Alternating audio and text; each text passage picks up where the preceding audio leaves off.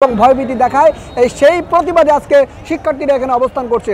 দর্শক, এই মুহূর্তে আপনারা দেখতে পাচ্ছেন রাজধানীর অন্যতম ব্যস্ততম নগরী এখানে যে গুলিস্তান 0 পয়েন্ট মোড় রয়েছে সেইখানের চারদিকের যে যানবাহনগুলো রয়েছে এই জায়গাটা একটি গুরুত্বপূর্ণ পয়েন্ট।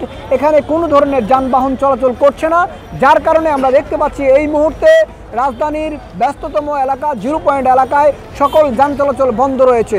কলেজ শিক্ষার্থী তাইমি হত্যাকারীদের দ্রুত গ্রেপ্তারের দাবিতে আজকে শিক্ষার্থীরা এখানে অবস্থান নিয়েছে এবং তারা কিন্তু প্রতিবাদ জানাচ্ছে।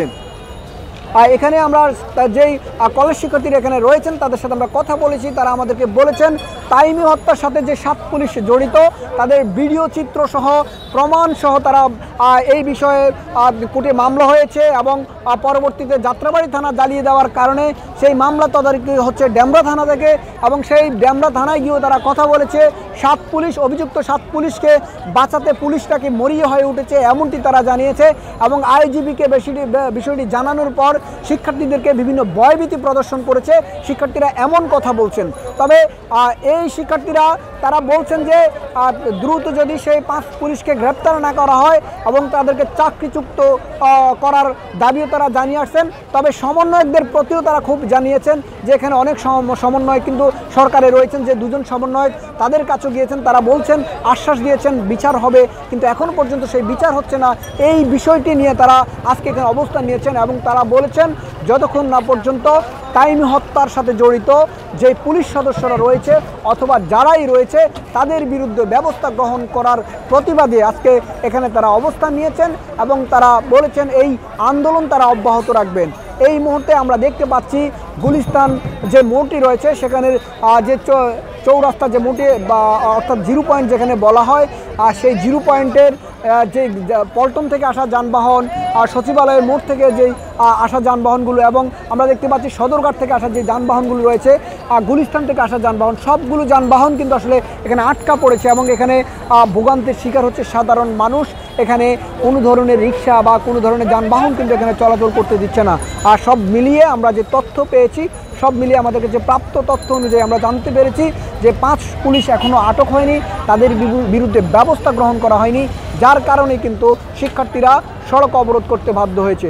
5 আগস্ট সাবেক সরকারের প্রধানমন্ত্রী ফ্যাসিস্ট শেখ হাসিনা পদত্যাগ করে ভারতে অবস্থান করার পর থেকে শিক্ষার্থীদেরকে আর কোনো আন্দোলনে দেখা যায়নি।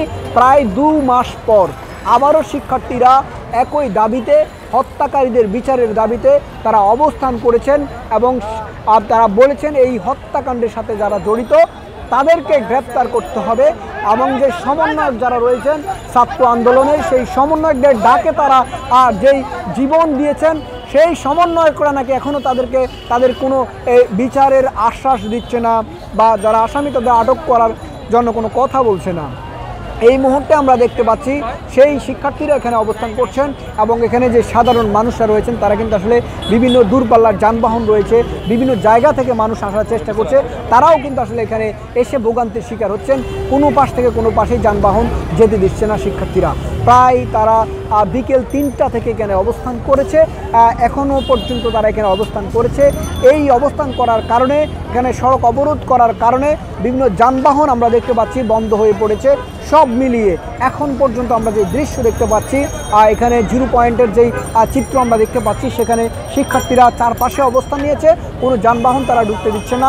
এখানে শিক্ষার্থীরা যে দাবি জানিয়ে আসছেন তাদের দাবি যদি মেনে নেয় তাহলে তারা এখান থেকে উঠে যাবে। তবে তারা পুলিশের বিরুদ্ধে যে অভিযোগ দিয়েছেন, তারা বলেছেন তারা বিরিয়ানি খেতে আর ডিবি অফিসে যেতে চান না, ডিবি অফিসের কর্মকর্তারা তাদের বাসায় গিয়ে হয়রানি করেছে।